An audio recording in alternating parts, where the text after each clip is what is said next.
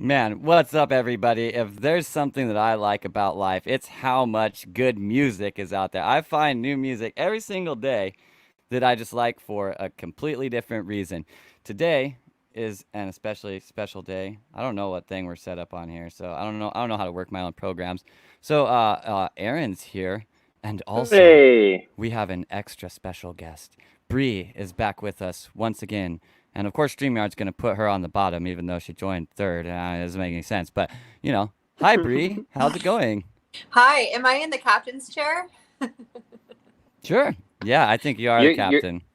you're in I'm the not the you're in the captain. captions chair The actually. So if we were to caption's chair. put a comment on screen, then you get covered, which we try to avoid with the guests, but StreamYard's being Perfect. weird. So Perfect. Okay. yeah. Hi, Actually, friends. if I don't know. I can't figure anything out. We're going to leave it like this. If we switch it from having a screen shared, ta-da, now we're much bigger and everything is fine. So, That works too. Yeah, then we don't need yeah. a share screen in the middle. And then the captions don't take up as much real estate, much Bree real estate. Cool. Yeah. Yeah, there we go. Real estate. Perfect. Real Yeah. estate. So, Real Yeah. estate. I'm very excited today. How do you guys feel? Your I'm dog is excited as doing cool well. things in the mirror.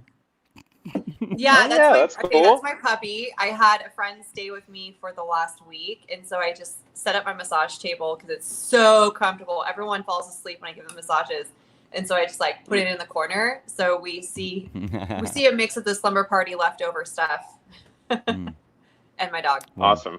I like the dog. We have a bunch of dogs over here. We do like some dog sitting at the house that I live at, and we have this little puppy right now that's like, if you don't want a dog, then this dog is like everything you don't want a dog to be because it just like steals your heart immediately. Oh. Like it's the cutest little dog.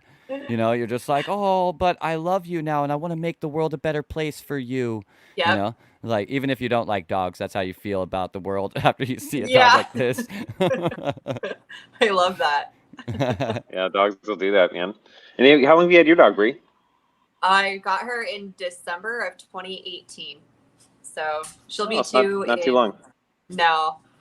She's a Libra, so her birthday's in September. You I've got a never thought long about journey ahead. astrology with dogs. Is that a thing? Like You I know, imagine it might be. apparently it is because I ended up guessing someone's dog's sign at our local dog park in my neighborhood dog park. Mm. Like Based on on the their dot. behavior. Yeah, because the owner was like, "Oh, yeah, bring it, like leave it to this dog to want to have fun with all the dogs, make sure they're all included." And I was like, "Your dog's a Leo, isn't it?" And they're like, "Yeah." Mm. I'm like, "Yeah, that's a Leo trait for Interesting. sure." I know. That opens a whole other avenue of thoughts in me now to cross-reference dogs. I've been cross-referencing like since I thought about like I've been done my own astrology for a while, but I hadn't really thought too much about other people's astrology, especially family members and things, which Mhm. is amazing when you start opening that box. Like, oh, you're a Gemini? That makes sense. Mm. And then there's a lot of Right. history of like our family relationships, so it helps to unfold those things. But now with dogs, I have to think about that one. Yeah, I it's got some literally, dogs I I'm mean, like, I analyzing. think of it as like everything because I really just understand like astrology from like a function of, from like the idea that like light or information is being like collapsed into a different body. And so you always can get some idea of like the epidemiology of how it collapsed based off of Yeah. like the timings.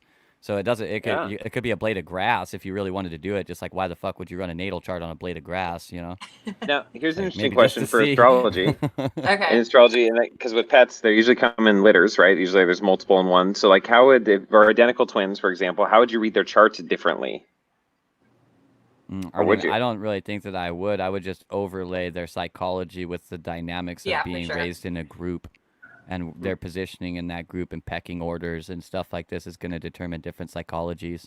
Same Yeah, thing because as if I you had a was. big family. Yeah, you're right.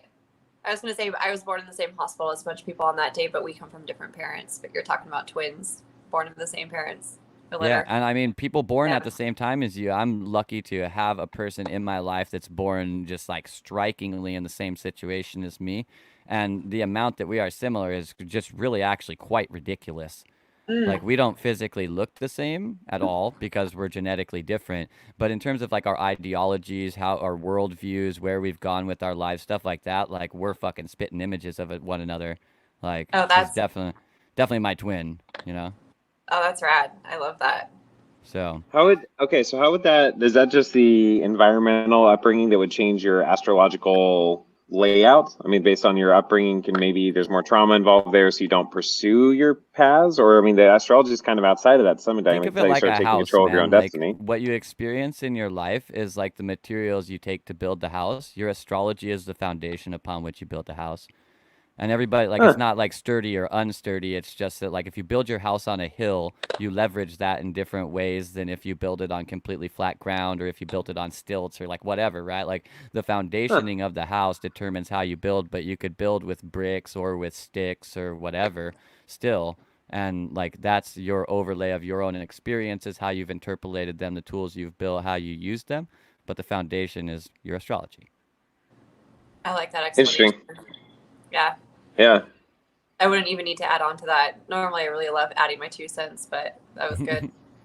I already gave Tree Fitty. So it's enough. Very fitty. Goddamn Loch Ness That's Monster. interesting. So, like the foundation of astrology. So, yeah, I guess that your upbringing and your ability to learn to self-assess, self-analyze, self-heal, whatever you want to call it, self-awareness, all that stuff, whatever that environment looks like, then you use. You're still going to build on the foundation of your personality, I guess. Leos versus Aries versus whatever. The foundation, Mhm. still the hillside or whatever is your personality type. So you're going to build whatever's around you in your environment to your internal disposition. Makes sense. Yeah, and also we can add to that if one believes in reincarnation and that you're bringing in wisdom and experiences from previous lives and bringing them into a new vessel, and the vessel is just the house that was built right on a foundation, and the soul is like how you decorate the home and what the vibe is, and what goes You on could in even there. say like someone that's like an old soul, they've just established a huge foundation. So any lifetime that they come into, they're gonna build a fucking mansion because they use the Yeah, whole foundation. You know what I mean? And Mm. yeah, so, like an old soul just has a huge foundation. So, yeah. really, like, Interesting. I'd like to get your take on this, Bree, but really a lot for me, astrology's been like propensities towards things, but you'll oftentimes still see like duality play with that in the sense that we talk about like the Leos and wanting to include everybody. Sometimes they'll like really feel driven to do that. Sometimes they'll feel like they have to do that, but don't want to do that, and they'll like fight against the sign. And how have you experienced that?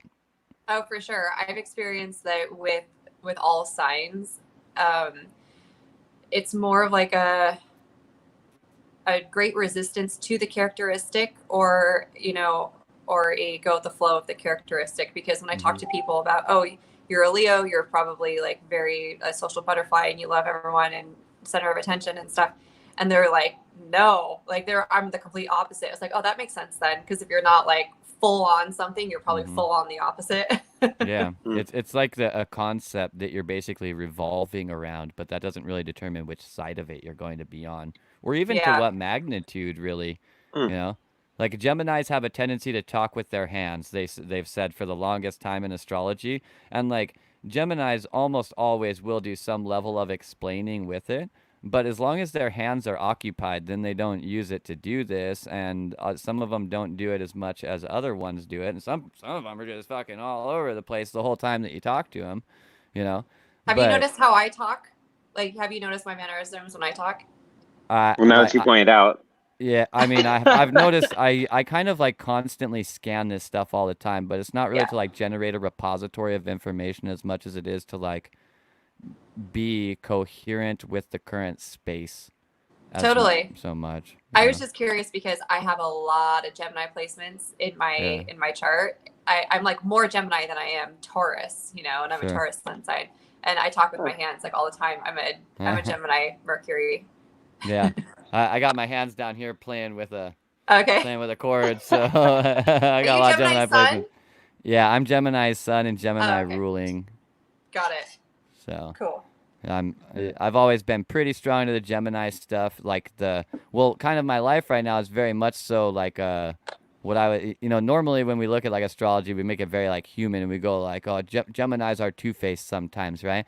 My experience of that two-facedness is like in this dimension it's a like this brutal authenticity that recognizes both sides of the thing and can't really discern which one is really like the better one. right? So it's not that Yeah. like I'm changing, it's that everything is two different ways. What do you want me to do about it? Like True. That's very Libra too. Libras and Geminis get along, from what Libra I hear. moon. So Oh, you're Libra moon. All right. I'm yeah, a Libra yeah. rising. So I'm all balancy about everything. It's like Yeah. emotions actually didn't exist to me for about 30 years. You could just logic everything, and that emotion was clearly just a response to some kind of impulse. And let's just look at the psychology of it. And there's no way you're actually like feeling that. That's a thought you're having. Like that's Yeah. basically how my life worked. Feelings didn't exist. Yeah. No, So. I feel you on that. That's my Capricorn moon comes in on that because Capricorns like don't have feelings. They don't process feelings. Right. Yeah, it's not a thing. I'm not doing that. I have other stuff to do. Yeah, exactly. My Gemini is like, that's fine. Sounds good. That's one way Yeah, to sounds go. good. Libra's like, does it work? And you're like, oh yeah, it works. And it's like, okay, everything's good then. Yeah, Fuck exactly. them. They're As not long as important. everyone's happy. That's what Libra says. Yeah. As long as everyone's happy, we're good. Yeah. Do you feel that like that kind of thing kind of leads to maybe doing that like the opposite Leo that we're talking about, where maybe you could be a social butterfly, you actually find yourself kind of trying to avoid the herd because I mean like, yeah, I'm supposed to go A, B, C, D, but if no one's looking, I could totally just go A, D, and so please don't watch. I gotta go over here and do my thing. Do you Yeah. do you see that in yourself? Oh, Because yeah. I do that like a lot. Yeah. I'm like, I got 4 friends. That's fine. That's all you Right. need, man. That's like 3 more than you need, really, if one of them's really good. Right. No, it's true. I have 0 Leo in my chart at all. I have no fire in my chart. Actually, in Vedic astrology, I'm all fire. I'm an Mm. Aries and Sagittarius rising and like all fire. But anyway, Western astrology, no fire. How do you feel about like the crossover of those between because they have those different houses, but for a lot of people, both of them feel true. What do you think about that? Oh, isn't that wild? It's so wild. So to me, it just answers the question because it expanded my mind when someone gave me a free Vedic reading, and I was like, sure, because I wouldn't have purchased one. I'm Mhm. like, yeah, you can give me one. And I was like, oh, pondering on it for a second. I'm like, Well, when you put it like okay, that. that resonates. So this is my logic playing now, where my logic with spirituality is like, I'm one of the whole piece of the pie, right? Like I Yeah. can't say that I'm part of all and only claim a piece of the pie and say Right. this is my personality. Yeah. So it expanded more of who I am or who I'm potentially willing to explore. Do you have So other like I'd be interested mostly in hearing about like weirder dimensionalities where you feel like these identifications kind of hold you back from being closer to the all. I okay. don't hear people talk about that very much, and I definitely experienced that. No, I like that because I resonate a lot with my Capricorn moon, like so much focus on my work and more detachment from the world. And yet there's that juxtaposition because I've got my Pluto in Scorpio and I'm all about like changing shit up for the collective. Like everything has got to be like for the people and in servitude and changing like thought processes and stuff. And so that kind of plays with my ego a little bit. Right. Do you feel that you have to be that way, or is it like a drive that that's how you want to be? I feel like here's the thing is that I don't use astrology as a tool to say this is what I should be doing. Uh-huh. I use it as a checkpoint when I'm like, how come I'm annoyed with this person or how come I'm annoyed with this situation? And then I go to my chart and I'm like, oh, that explains a lot, I'm like, Okay. It gives you like a I go to it logical for reprieve. reference more than In a sense. Would you say that? relating with it, if that makes sense. Yeah, would you say it gives you like a logical reprieve then? Yes, it Okay. does. Gives me, yeah. That's I a think that very might be the good best way. thing about having some kind of logical system that you use in your life is that it can give you that logical reprieve. Your thoughts? Yeah, it really does. Yeah, it really does. Because like you were saying with, are there opposites with things like, because my Taurus sun, they say Tauruses are all about, we love like being lazy and in luxury and all this stuff. And I'm like just the complete opposite. Like, I like work until I collapse. Yeah. And then, you know, and so then, yeah, I go back and when I want to heal myself, I look at it as medicine and I'm like, all right, logically, how can I balance this out? Yeah. How can it make sense? I found with myself that like some of those things that so like mostly I approached my astrology because my mom pitched it to me as like these are what you're naturally inclined to do, and I was like, don't try to put me in a box, bitch. Like I'm not gonna be any of these things, you know what I mean? Like that was basically my approach to it. But then later in my life, I started realizing that some of the things that I was bucking from that, I like actually had a fear of being the thing that like my chart would say like you would be really good at this, and I was like, fuck that, like I'm never doing that. But really it was actually like coming from a place of like, oh, like I don't really trust myself being there too. Oh, okay. But it was like I was surprised I ever found them because I was like, astrology works, dude. I used it perfectly. It said I was gonna be all these ways. I didn't go that way. It worked out good. Like I felt like it had worked just fine. So like have you experienced that in like your own chart where you feel that it was like certain parts of the propensities, maybe you were like shying away from them because you like weren't really ready to embrace that part of yourself yet? Yeah, I think so. And because, you know, a lot of times like in birth charts they say that this will happen during your like first Saturn return and it's like you're not Sure. going to get there till you're 30, you know? So I think that in a lot of ways I was just like, all right, that's just good to kind of like tuck in the back. But I think it kind of goes into this like subconscious like pocket because I just end up living my life anyway, like whether I'm like doing the right thing or not. I just Right. like What don't when really you use say the the right reference. thing, like what does that even mean in your mind?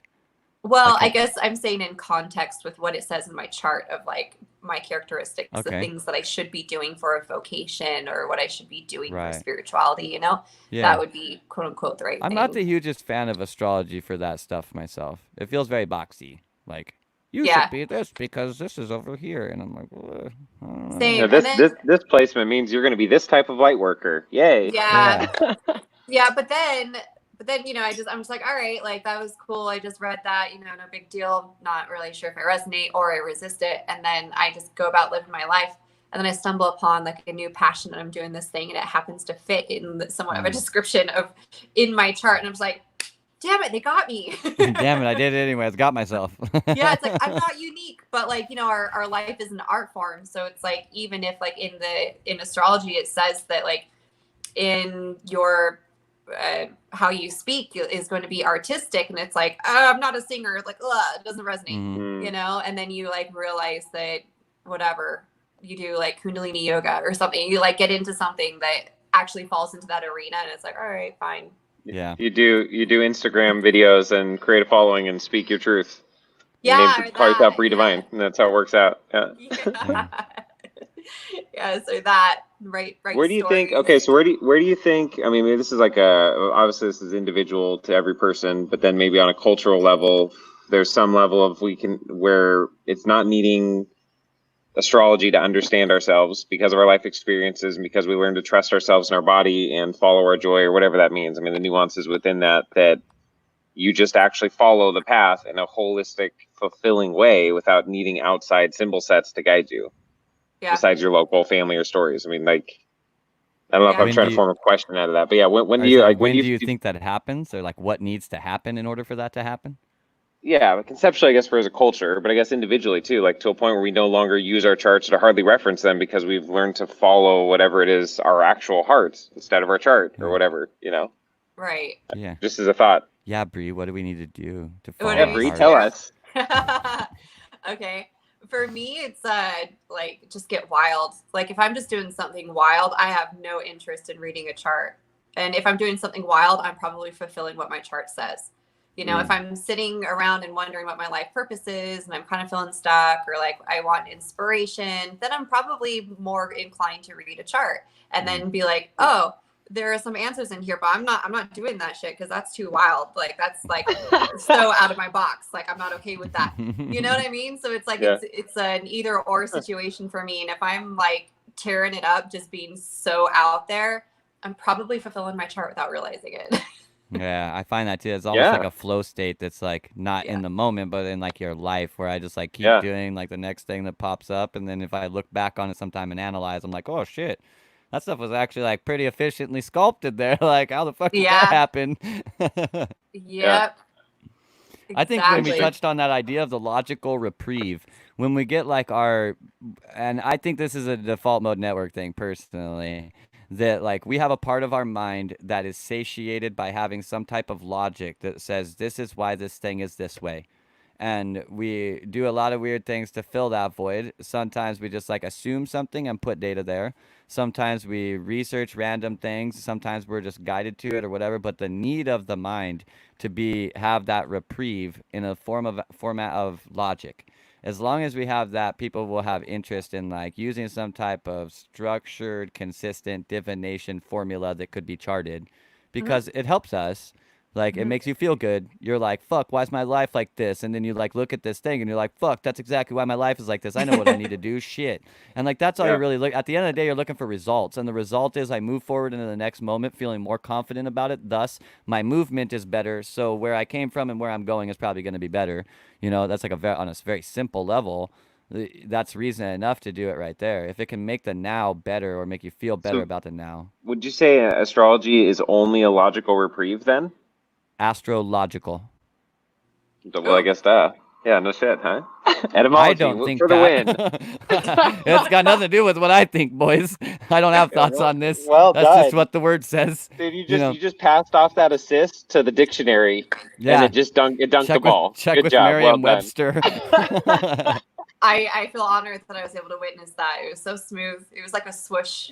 Yeah, I Exactly. mean, Yeah. realize like so even we go back to like famous astrologers in time, you know, so we go like the court of Elizabeth the First. She had a court astrologer, you know, we talk about him all the time, John Dee. I know him, John D. John Dee very much so a mathematician and shit first, and he, you know, he just moved towards more esoteric things, but he was very much so finding like logical correlation. And like if you're drawing, okay, stars here, that means this here, that's a logical connection. So like, I mean, maybe you feel something here, fine, Yeah. Mhm. but the connection that you made was a logical one. I mean, connections are logical. It's putting A and B Well, together. then It's 1 plus 1. It's so then logical. just even modern day science, think the way I've coined it, or we've talked about that the astrology is the science of how light affects the epigenetic expression of DNA. I think that's what it is.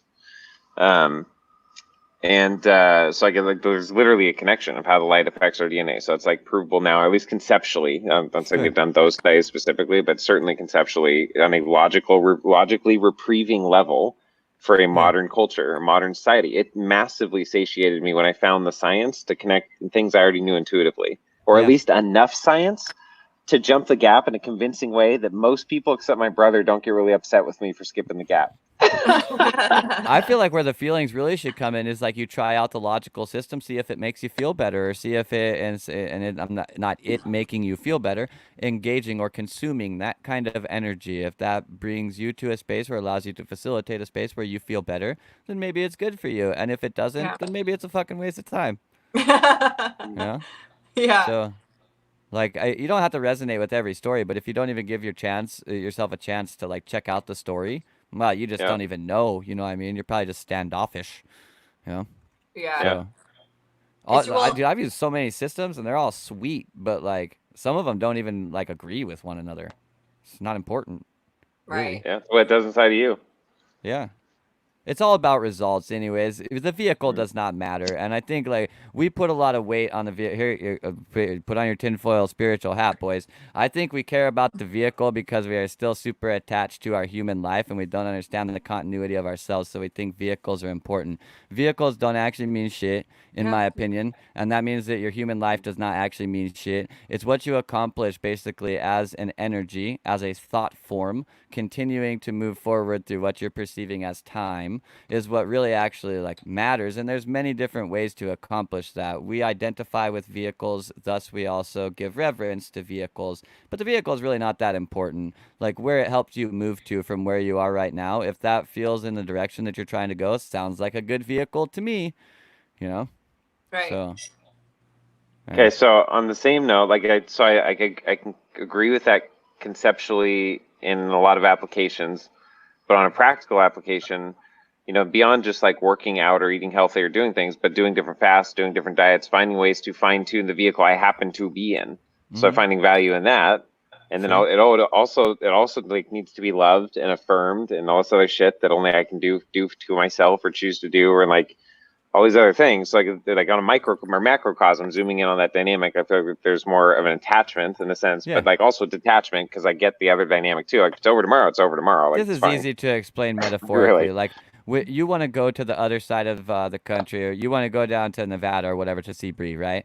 You don't actually care about the car that takes you there, but you're going to maintain it and make sure it has gas and check its tires and shit while you're on the way. But you actually care about the result. You want to get down and see Bree. You don't really Yeah. give a fuck what the car is. In fact, you might even take a plane. But if they Okay. don't maintain that plane, you're going to have a problem with that shit. You know what I But mean? Like, for 100%. But then also, if you had an inkling that if you messed with enough of the right buttons in the car, you figured some shit out, it'd go faster. Then you It accomplish does. seeing Bree faster. Right. So it's not just maintaining it, like Drive it barely, better goes get doing faster. okay. Yeah. Not drive better, but like find things like boosters, fucking NOS, man. Like find the Sure. NOS button. You know what I'm saying? Yeah, I'm drive So it better. tune It's into just a it. I don't know. euphemism, really. I think there's all kinds of ways to enhance any kind of thing that you're doing like that. A lot of time is pulling out resistance, but a lot of the time there's also like things you can do to add more charge to it. Yeah. It's just this is vehicles 101, Totally. really. You know what I Yeah. mean? It goes forward and things restrict it from going forward. The more that you get those out of the way and boost up the other one, the faster that you go, the better it covers space. It really applies to everything from like your human life to driving to sea Bree. Same thing. Yeah. Yeah. Bree, your thoughts My thoughts on vehicles. on Yeah. any of it that means act just ping ponged off each other. Yeah. Yeah, I know. Well, the only thing that was going through in my mind was the vehicle that I just bought. What is it? It's an RV. That's a good buy right Oh, now. you did get one. I Yeah. did. Yeah, Hold on. that's smart. Yeah, I guess. You plan to I guess move into we'll- that full time sometime, or is it a travel thing? That's right. Yep. Nice. Full time. Yeah.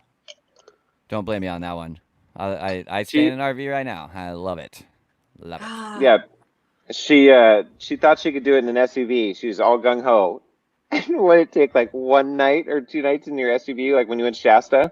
And you're Yeah, like, the nope, first can't do night. it. Need an RV. Yeah. RV's nicer. So it is. So this is what I do with any type of form of manifestation. What I do is I invest myself fully in thought, heart, and in the physical, into like putting my all into giving something a shot.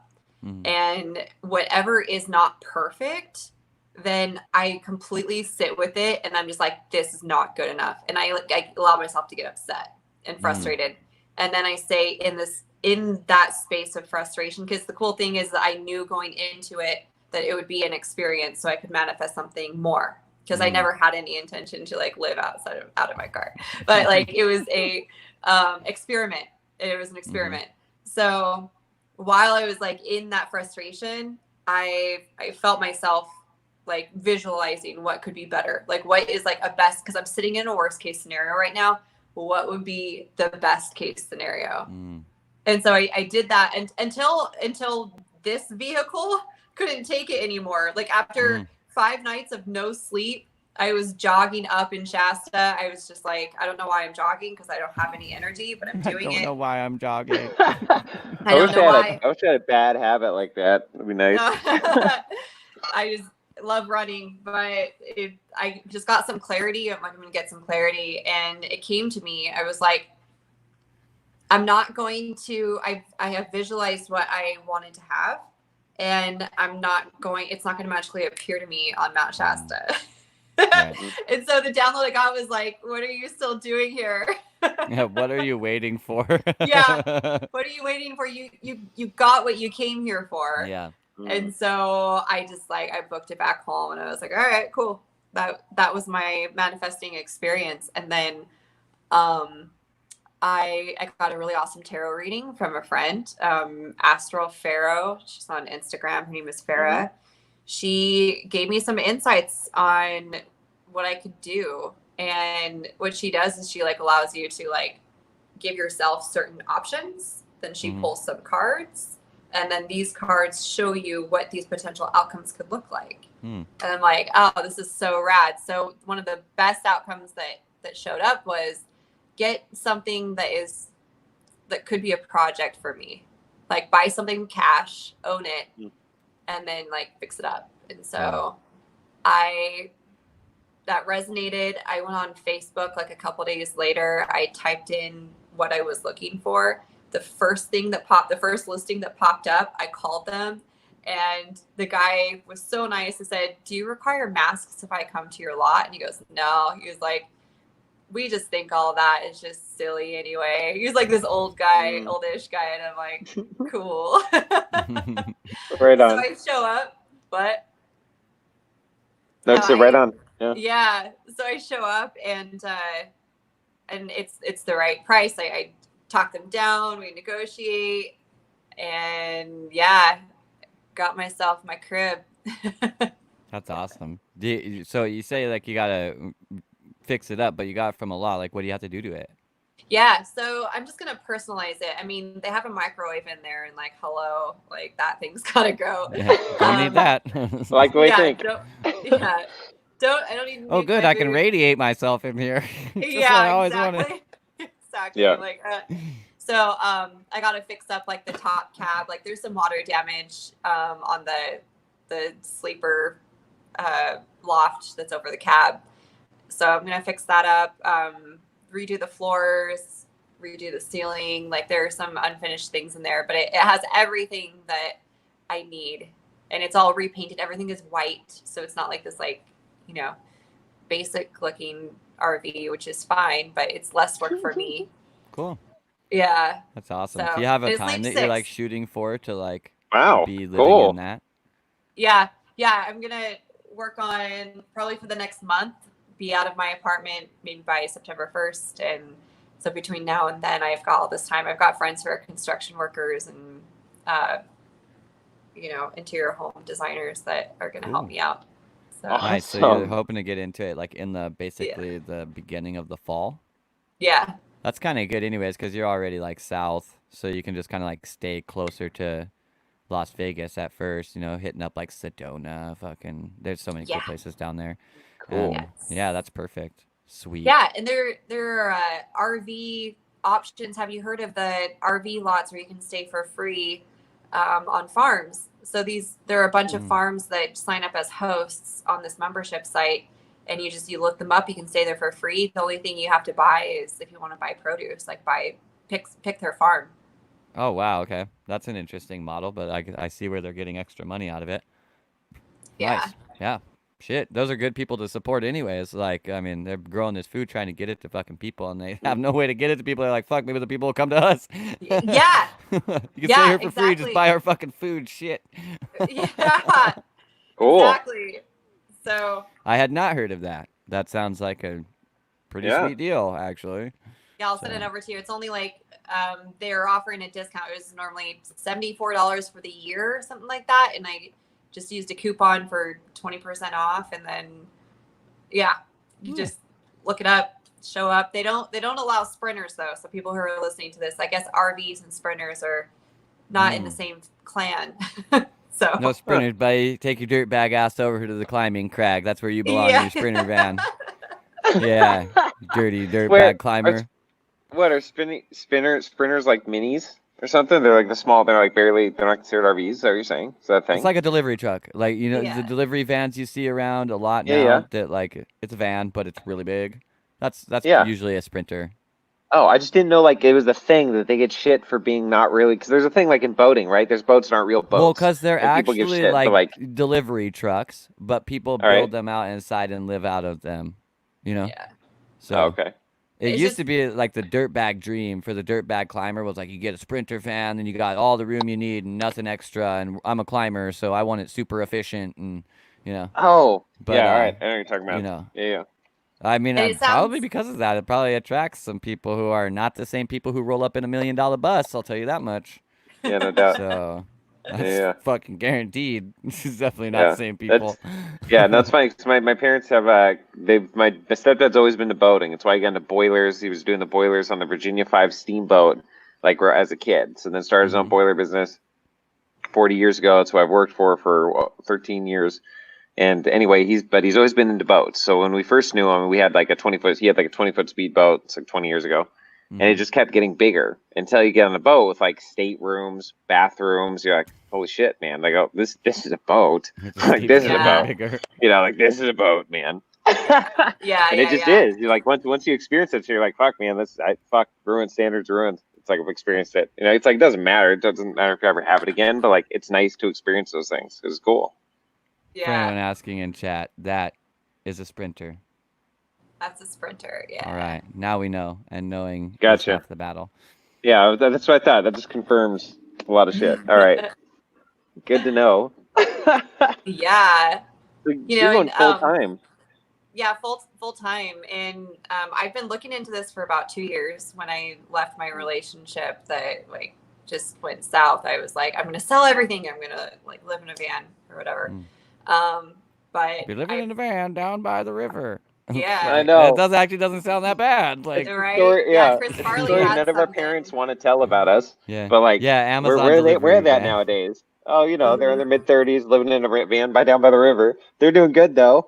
Yeah, They have a podcast. They have an I mean- Instagram. They seem like they're doing fine. I've Yeah. lived in not a van, but things like a van down by the river on numerous occasions over the last decade, and it's been great. Rivers are Yeah, underrated. no, it sounds. No, I'm saying we all agree. I think like this sounds Yeah. fucking awesome, right? The But I'm only like, problem didn't with really like expect down to by be the here in river is like the mid-30s, but- mosquitoes. That's like about it. Mosquitoes. Yeah, if it's at all down by the river, there's probably a mosquito, unless it's cold. Yeah. So, but that's yeah, fine. you need nets. You need nets for that, and a lot of Wait, lemongrass. isn't the river's not so bad for mosquitoes? Moving water, it's the ponds and shit that they're really bad. The lakes. It's a lot more mosquitoes than out in the mountains with no water around at all. You know what I mean? Fair enough. Yeah. You get Yes. no mosquitoes then. Yeah. So- I'm just trying to think because all around here, most of the climates around here I've been in. I mean, the Pacific Northwest though, at least this whole last year and even last summer, there were barely mosquitoes in all sorts of environments. I don't know. Just trying to cross-reference data. yeah. I mean, take Yeah. a cruise through the Amazon jungle or something like that. Let me know about the mosquitoes. You No, know? yes, dude. Pacific Perfect Northwest, not timing. exactly a lot Bree, of mosquitoes. Bree, listen to Yeah. the story. Okay. Zach, you gotta tell the story that Jen told way back when about the mosquitoes. I don't tell it anywhere near as good as Jen because she was impressed by it and it's just my life.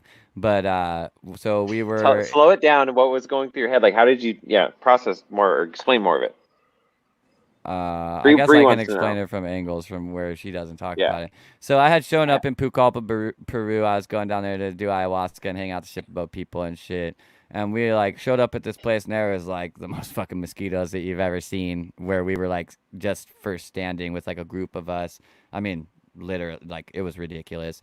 So we like start walking around. Everybody's bitching and shit. And I was just like, this is not my experience, man. Like I'm not having this. And so like. Well, I'm a fucking weird. Here, you put on your tinfoil hat again. Zach's getting weird. So, nevertheless, I am of complete belief that I can talk to animals and with my consciousness, and we communicate. So I simply, I asked all of the mosquitoes to come to me instead, and they could have as much blood as they want because I came here to give everything away regardless. So you can have it all. You can just start eating me now. And they were like, well, actually, you got to whistle this song for us. And I started having this tune in my head. So I started whistling the song out loud. And I basically, within the next couple minutes, ended up with a legitimate shirt of mosquitoes on top of me. And like, I mean, like it was thick, dude. It looked like I was wearing a mosquito sweater on my back. It was crazy. I probably had like 1,000 mosquitoes on me, like not fucking shitting around. 1,000 mosquitoes for real.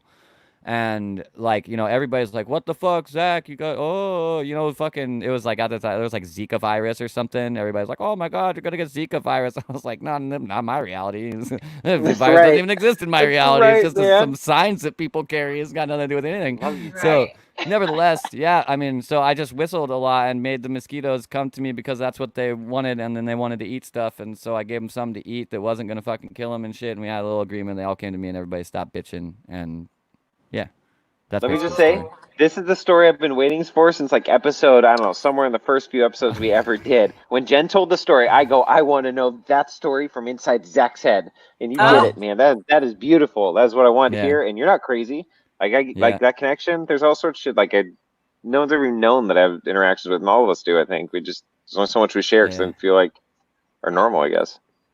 Yeah, 'Cause that should be normal. I think that was awesome, Zach. As the ayahuasquero says there, está muy conectivo la medicina aquí. That's what they always said about me. I got the mosquitoes all over me. They're like, this dude is very connected to the medicine here. And I'm like, I don't know what you're talking about. I was not bothered by mosquitoes.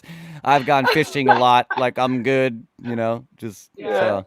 It's really weird though, because like I went down there with these people all like aggrandized and shit, and then you're like standing there with a tried and true shipabo ayahuasquero. He was raised that way and everything, and you're like, these people are like of the earth, and they are the stewards of the earth and all this stuff, and you're like, you got mosquitoes landing on you and shit, and the guy can't even stand there and talk to you without killing the mosquitoes off you, because it's just driving him fucking nuts that you have these mosquitoes on you. Because he can't stand them on him, and I'm just like, what, dude? I mean, like, if you want to kill him, go ahead. It's got nothing to do with me, Like, I'm not the fucking caretaker of the mosquitoes or No something. shit, I just yeah. told them they could eat me if they want to. Yeah. I don't care. Yeah. Yeah. Hey, I'm never leaving this fucking jungle anyways. I don't give a fuck if they eat me. It's got nothing to do with me. So Yeah. I'm here for good. I'm home, boys. You can kill me. So Right. yeah. That dude Oh. never left the jungle either. So he's dead there now. Good time. Mosquitoes had him. So thank God for that. Fuck, he was boring. God. He was so boring, guys. There was this cool person at one point in time, and then like a bunch of stuff happened to him, and he got all fucking scared about reality, and he wanted to make sure he was safe, but he didn't know how to do it, and he couldn't be himself, and fucking, oh my God, he was so boring and hated his own life, and fuck that kid. God, he's dead now, and I'm so happy about it. Jeez, everybody, don't pour one out for that kid. Let him be dead. We don't need that guy. Boring. Yeah. So we're good, Yeah. It's okay. I died last week. When was it? Tuesday? Perfect. Yeah. So Welcome back. thanks. How the fuck does that happen? It was All right, so well willingly. done, Zach. Confusing. It happens willingly. I've Fuck, never heard you share. I've never heard you share those stories, and that's fucking true, man. I get it. Like I get the dynamics you're saying, but yeah, it's almost like you expect all those things of certain types of groups of people, and you realize, oh, they're humans too, and oh, some of them haven't dealt with a lot of their shit. What? Yeah. It's a thing What? for sure. Yeah. I don't think we deal with all of our shit. I think even the ones that are best at dealing with their shit, if they fucking find the end of their shit, they're gonna be like, man, I need some shit to deal with, and they're just gonna go find it, dude, and it will Oh, for become sure. them. They'll basically Or get they're not- possessed by it, figure out how Or to they're fix not. it. I guess whatever. They're not progressed on some level of path of their self-awareness in that regard. But I don't know. There's a lot of different dynamics I can see Yeah, overlaying. I wish we could all be like the guy in the background of your screen right now, Aaron. He's just laying there on his back, kicking his fucking legs around, doing God knows Nice. what. He's got it figured out. Right in this Yeah, moment, no he's got doubt. it figured out. It does not matter what's happening. That guy's got it figured out in the moment. Yeah. He's going to stand Yeah. up here in a second. See, boom, he sat up and he was like, oh, fuck, I got to pay my rent soon. And he's like, I'm laying back down. I'm out, bitch. Fuck this.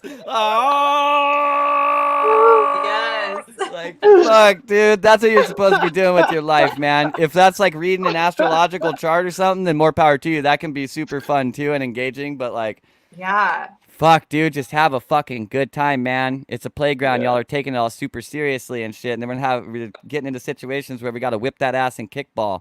And like, don't want to. Just have fun. It's funner to have fun. Yeah. Yes. Any guesses on what that person's sign is? Based Sign. on Oh. movement.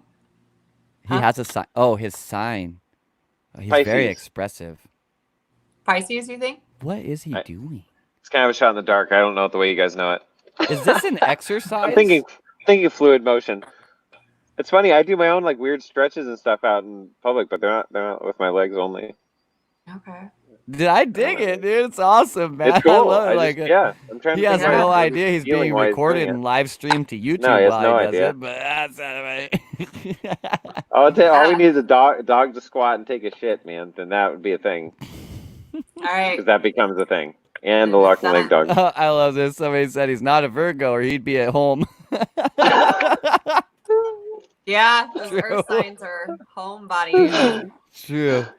or Yeah. in nature. You hardly see an earth sign. They're either at work, in the forest, or at home. Yeah, they're getting something done, decompressing, or out in nature. They don't exist. Right, they don't exist. No. You've only heard of earth signs. You've never actually seen one. Yeah, exactly. That's not real. Exactly. Somebody says Aquarius. Uh. Oh, this is an interesting take too. Or tripping balls. He's actually any astrological sign as long as you've put 5 hits of LSD in them. Right. Ah, why are my legs so That's long? where it gets all Wait, these are my swirly and comes arms. together. Oh man. Oh, I love it. Oh, I pulled an animal medicine card once, and it basically told me to dig a hole and bury myself in it, haha. And ironically, I sort of did that symbolically. Old me was not this cool. That's actually a shamanic rite of passage, is to dig a hole and bury yourself in it for 3 days. Yikes. How do you feel about that, Bree? You think you'll ever bury yourself in a hole for 3 days? Just to explore yourself more, to get to know you. I feel like I did that for about 2 years. That's a 2-year-long hole. That's Yeah, when I was married. even longer than 3 days. So 3 days would be pretty chill. Yeah, that sounds a little more welcoming. Yeah, than what I 3 days. That experienced. sounds like a nice decompressing Like, weekend. whoa. What do you mean? Exactly. The years between 2016 and 2018, that was Maybe that was that's a why you whole never see moment. Earth signs. They're actually buried in holes all the time. But it's very Yeah. nice for them. That's me. Hi. Yeah, I dig it. What was that? That was your what? How old were you then? Was that shortly after your 27 return? Yeah. Yeah. What was I? 20. Yeah, shortly after 27. So then that's where you went hermit mode. That's when I pulled the got hermit card. married to my twin flame. Oh yeah. I went Lover's hermit. card. Yeah, Yeah. I went hermit after I came out of the hole. I was just like, no one understands me. Oh, the old post-hanged man hermit. I know that one well. Okay, yeah, that's it. Yeah. Yeah. Fuck, Yeah. man. Jeez. Yeah. Not so much. No.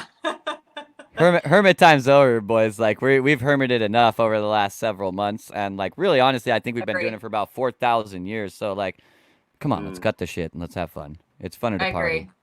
So. like, Totally. Oh my god. I spent so much of my life thinking I was doing the wrong thing by having fun all the time. I'm so glad I did not listen to myself. Whew, that was a close one. Isn't it kind of wild when you're like, do I listen to myself or do I listen to myself? Yeah. You I know, listen which to one do I myself listen except for to? when I'm not supposed to, and then I don't. Yeah. And it always works Yeah. out perfect. Yeah, pretty much. Thinking about it doesn't work out so well, though. Yeah, no. There's the trick. Fuck, man. Yeah, that might just be my own choices with my life. Part of the little Amazon story there is that I was just like, I was so sick of being that kind of person. And it just doesn't really seem to wash with my path now when I start like digging into that. If I abandon the whole idea of logic entirely, I don't think that would go very good for my life. But I need to be very, very like mindful about letting myself logic too much. And it's actually been on like a lot of levels. Like I think I talk too much, like for my own good and for everyone else's.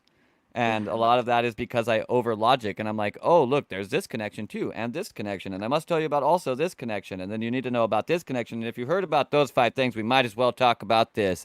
And Yeah. next thing I know, I'm like 3.5 hours later and I'm like, where the fuck did my entire day go? So it's not good. And other Yeah. people sometimes listen to me while I do that. Yikes for No, them. then other times for me, I'm like, you had me at the first 5 connections only mean 1. Yeah. Yeah, I had I love everyone. The whole universe was like, all right, we're on board. This makes sense. And I was like, let me provide you with 57 more pieces of evidence because they are there. That's the reason. That's the whole reason. I just need to let resonate you with know that. they're Oh, there. one of those guys, yeah. Then Yeah. just assimilating that works. Because the data set's important. I get Yeah. that. I resonate with that too, because as a a free speaker, my posts are like I'm visualizing my audience and like the type of response I'm going to get too. So I can't Yeah. just like give a one perception, whatever writing. And so I'm like, oh, someone's Or going you to say could try, this. or you could try it out and just totally be a totally different thing, like off the wall for you, like but not just one post or one day, right? And see if Have you people ever pick up on considered it or just making a move on. social media profile where you are very bluntly a perspective that is not one you hold? Interesting. I feel like I have an interesting response to that. I feel like my Instagram in general, I don't know really anyone who understands a word that I say. What is this lady's eye? That's why I'm following you. I'm still trying to figure out what you're talking about. Why make it more complicated? Like I don't know why. I would make it more complicated. Keep that in mind, everybody. If you want a very confusing riddle, follow Bree on Instagram. Yeah. No one has any idea what's going on. She's not even sure. No, not at all. There's one thread though. There's one thread that keeps me going, and it's the healing narcissism. That's my thread. So if I am compelled to write something, it's because I've been inspired through a trigger of narcissism. And you know, I kind of want to like lead the energy into this little pool that we can play around in, because Yay. you know, like every day I come across something and I'm like, this is my lesson, this is my shadow, because I feel that we all have a lesson or lessons or karma that we're here, whatever you want to call it. We all have like some kind of theme in our life that keeps coming up. And my theme obviously has been healing narcissism with my twin flame. And then realizing that like I've returned with my twin flame internally inside, knowing that the twin flame is simply just a mirror. And that's what it takes for a narcissist to heal themselves, is to actually like see the mirror and integrate, like actually work with the mirror instead of try to kill it. Yeah, and, no doubt. Right. That was really well said. Thank you. So I've been seeing this reflected in everything. And this is how I feel that I'm coming upon mastery of healing narcissism, because of experiences I have. And one of those experiences is masks. And so I know that it's like such a hot topic. It's a trigger. And there are other people who are like, why are you so focused on masks when there are children who are sold into sex slavery? That should be our focus. And I have a response to that. It's the light worker shaming. Hold on, it's the light worker shaming. It's not just the assholes. It's light worker shaming light workers. It's so fucked up, man. People got to grow up. It's narcissistic. Thank you. It is. It's fucking narcissistic. It's crazy. It is so narcissistic. That's not the right thing to fix, Bree. You need to fix something else that's more valuable. What you believe is not right, and I'm not gaslighting you. Yeah. Pretty much. Yeah. My light is lighter than yours, and don't kill me. I'm just a mirror. You have a normal light. Would you please utilize the gaslight, okay? You're not working on the right thing. Yeah, that's... We should start calling them gaslight workers. People who do that. Oh, they're gaslight workers. Yes, we should. Done. Hashtag. Ooh. Yeah. Narcissistic healers. Gaslight workers. I mean, that's why I feel that, you know, the calling that I've been going through is so large for me, because when some people, you know, the gaslight workers, when they think narcissist, they don't think of themselves. They think of, right? They're in that victim mindset of, oh, a narcissist is someone who abused me or you, you know, they don't have compassion, and they're just like, oh, you're just playing the victim. And like, don't assume that because I'm talking about narcissism that I'm speaking of a space of victimhood. And there was a person that messaged me and said, you do realize that every time you bring up narcissism in your post, I see you talk about it a lot, you're perpetuating it, and anything that is not divine and whole and true is an illusion. So you're perpetuating an illusion by talking about narcissism. Oh yeah, just ignore it. It'll go away. That's how it always works. Yeah. It's worked every time. Yeah. That's what I do with the kids that are getting sold into slavery and such. I just ignore them, and then it doesn't happen. It stops immediately. Wait, no, it doesn't. Nope. That's not how things work, guys. Sorry. Nope. That's not how it works. I even said, because here's the thing is that when you get into a space of healing internally on your own, anything that someone says to you, you say, I see that as true. You know, I saw what he said as true, because it is the highest truth that anything that is not whole and divine is an illusion. However, we're still in the battlefield of, you know, duality. And when we're in the battlefield and we're actually a light worker, we're here to send a message, right? And if I'm here to send a message of my truth, which is healing narcissism, then I'm going to see that it's like I'm seeing this play out. It's like a kaleidoscope, right? This pattern that is played in every little scenario. And I ask myself, how am I healing myself in this scenario with narcissism? And when I put it out there into the universe, like, hey, are you dealing with narcissism? Are you dealing with this issue and this trauma? It's kind of like, it's a click funnel for people who are in pain to get them into the medicine. So like you It's a said, click funnel for people who are in it is. pain. It is. Well done. Right? Fuck, we need to get that Russell Brunson guy out here to hand out records or whatever he does for, the biggest comic club or whatever. Yeah. Fucking He's ridiculous. cute. Yeah. Oh my god. But you can't help but leave. You gotta leave like a little piece of bait for people who are in pain, so that they can see that there's space for healing. But anyway, I bring up the mask situation though, and comparing that with child sex slavery and abuse and murder, because let's just face it, with my definition of narcissism is truth bending and silencing those who are not strong enough to speak.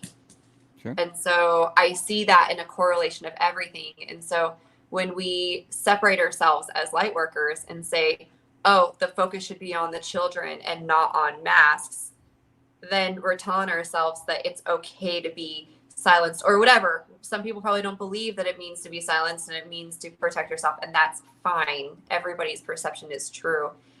However, whatever it is that we're fighting for so that we can feel safe, so that we can feel free, so that we can feel connected, so that we can speak our truth, we need to allow everybody to do those things in this and universe, whether it's mass saving children, because it's all related. There's a big,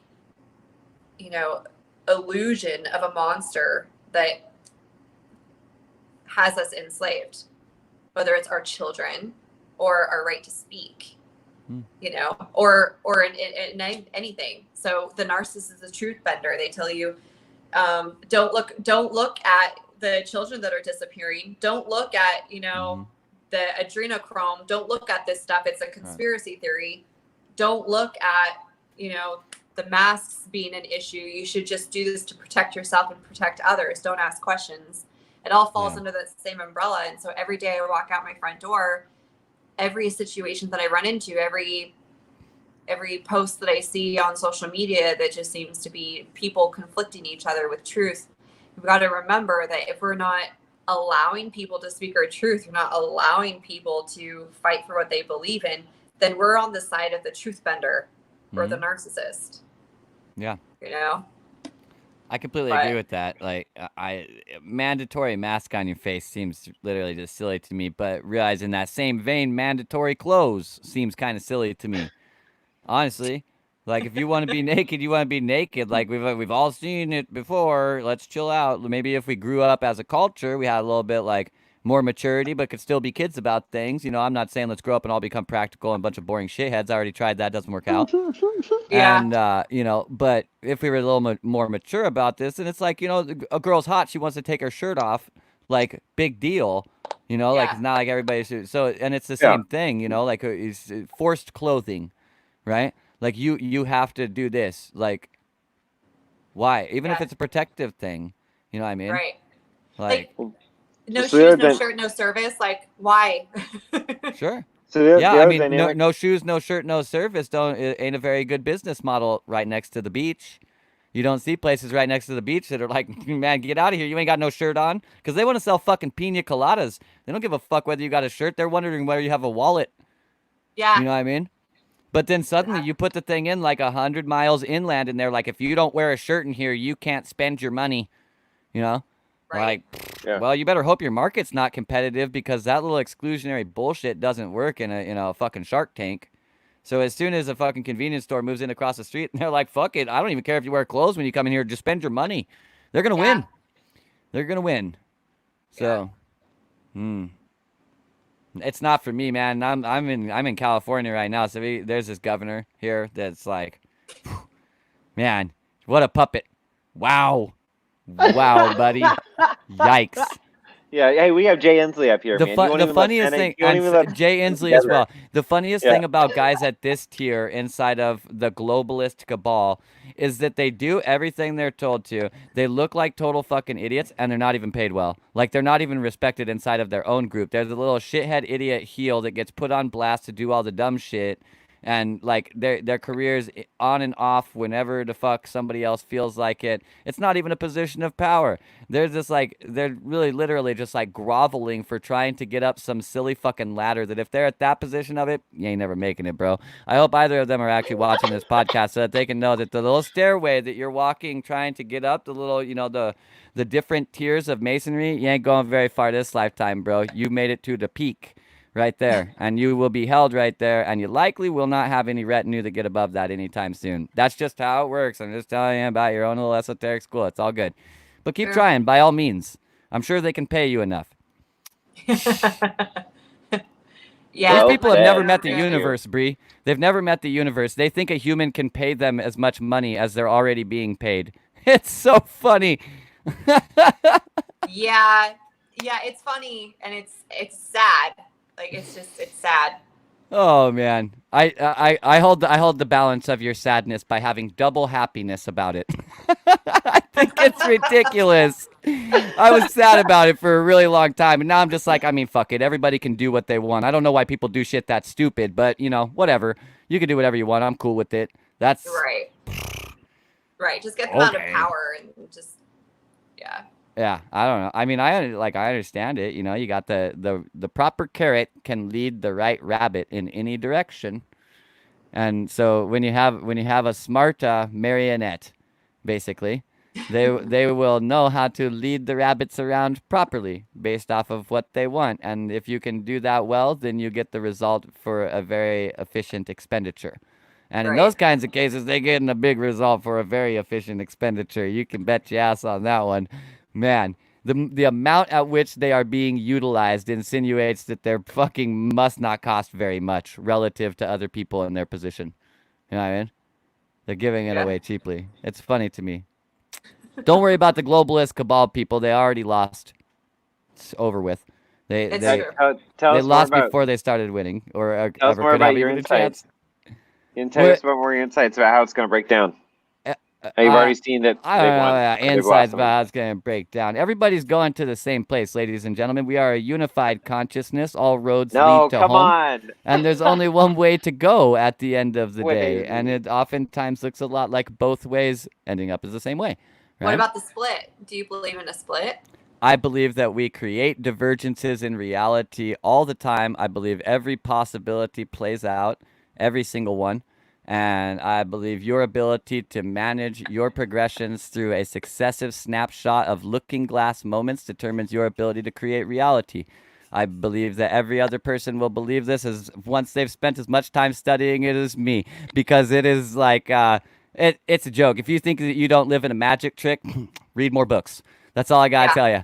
Like, read more books, because what the hell is going on here? Yeah.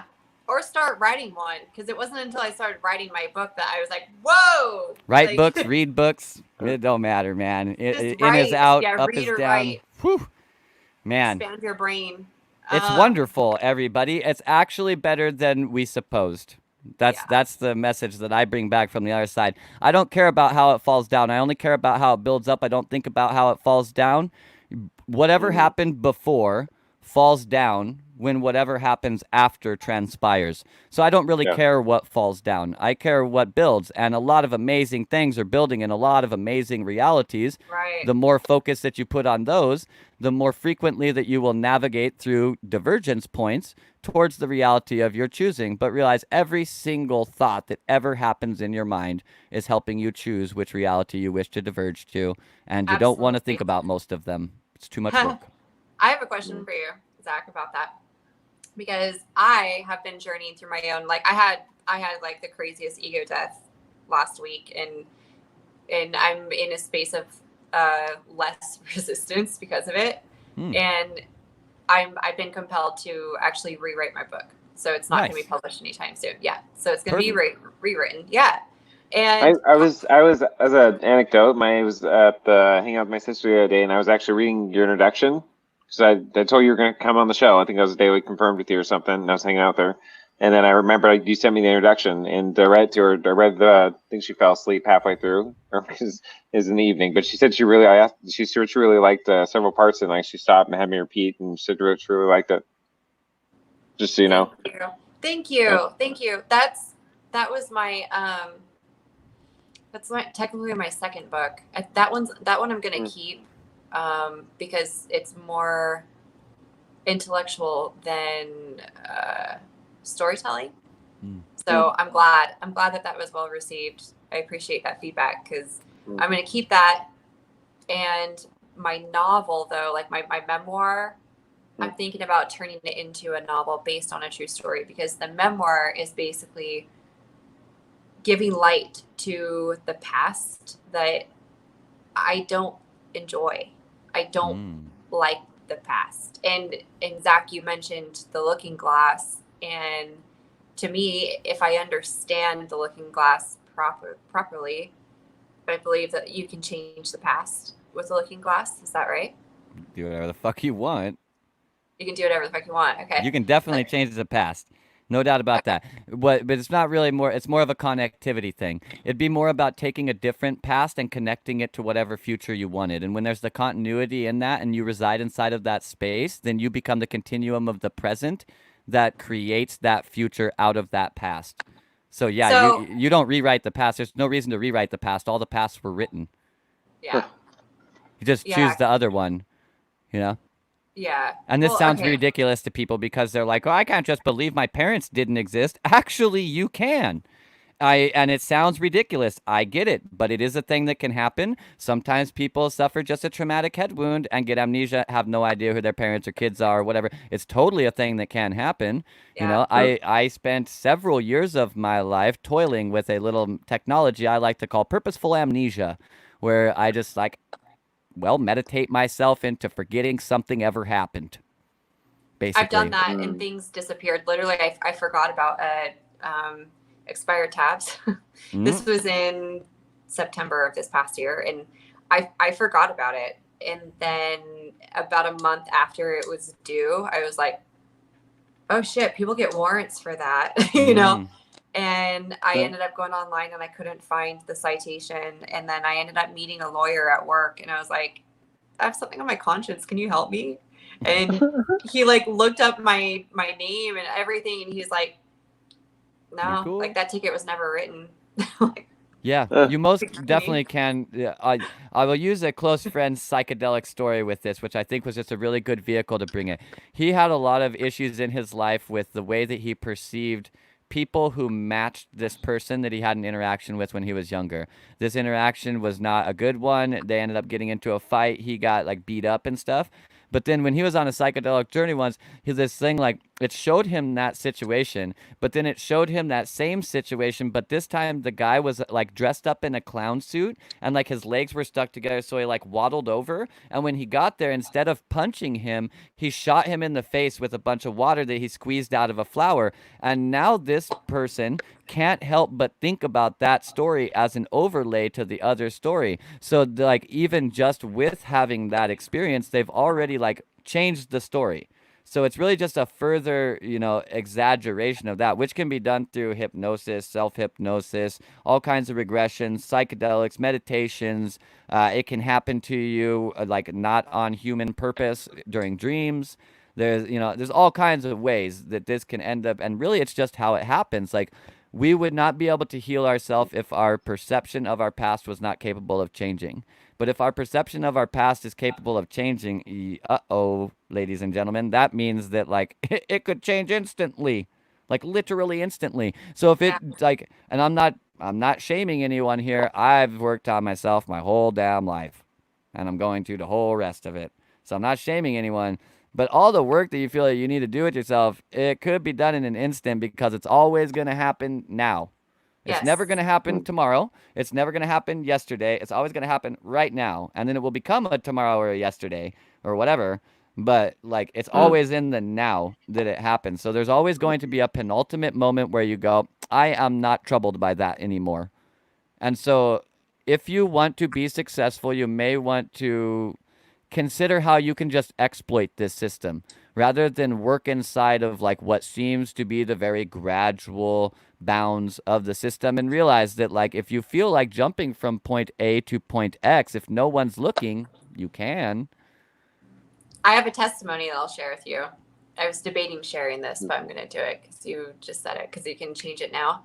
So I decided to go on a date with a guy, and he was great. Like, no bad vibes. Like, usually I'm just like, you know, I'll get signs, I'll get gut feelings to like not do something before it happens and whatever. But I happened to, like, just partway through this date, I was like, I don't want to be here anymore.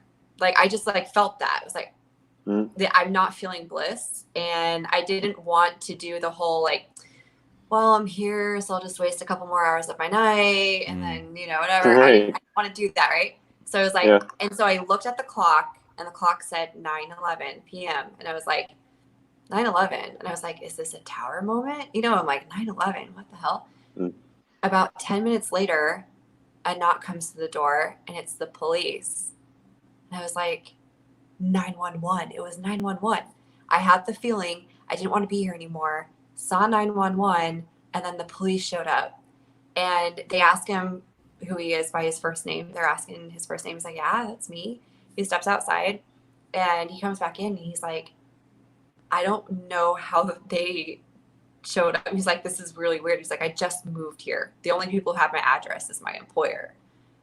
And I was like, okay. Like, I just like grabbed my bag, and I just on that note, I gotta go. I was like, it was for me. Like, it wasn't for you. It was for me, right? And like, this was a sweet guy. Like, there wasn't really anything wrong. Like, I just was instantly just like not in it. There just wasn't something right. Yeah, it just wasn't something right. And he's like, I promise. He's like, I promise, I'm not a bad guy. I didn't do anything wrong. And yeah, I was like, no, it's okay. Apparently, they were checking, and they said that someone mentioned that he wanted to hurt himself, and they wanted to just check on him and see if he was okay. So it wasn't this like scary checkup. It was just a random checkup. And I was like, you know, I just think it's time for me to go. I gave him a hug. I was like, have a great night. But it was an instant. It's like it changed the past, basically. It's like I was never there. Like, I was there for like less than an hour and just that's amazing. Bounced. Isn't that great? You're a witch. I am. I am. It was cool though. It was cool because I feel like, you know, when our timelines shift or something does happen instantly, it's important to just feel gratitude in every moment. You know, I didn't feel scared. I wasn't judging him. Like, I really was like, oh, this is for me. Like, I literally was like, yeah, you're not even thinking about the cops coming for him. You're like, holy shit, the cops came for me, but they wanted to talk to you. That's so weird. Yeah, I know. I know.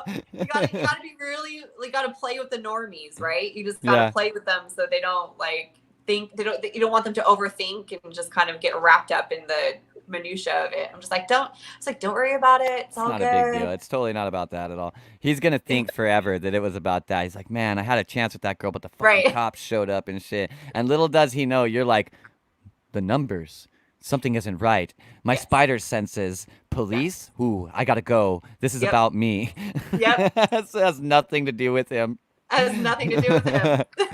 Let this be a lesson, guys. When you think she broke up with you because it was about you, it's probably not. It's probably actually more about her. She's like, yeah, I don't know. I didn't like it. And there was like this spider thing and then a squirrel and I had to go. And it spoke to me somehow. Exactly.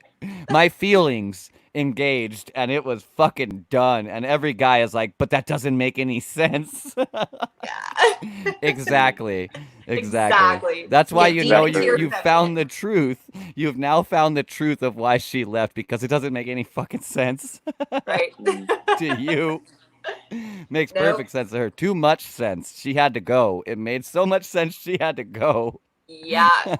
Exactly. And don't look back. Yeah. Wow.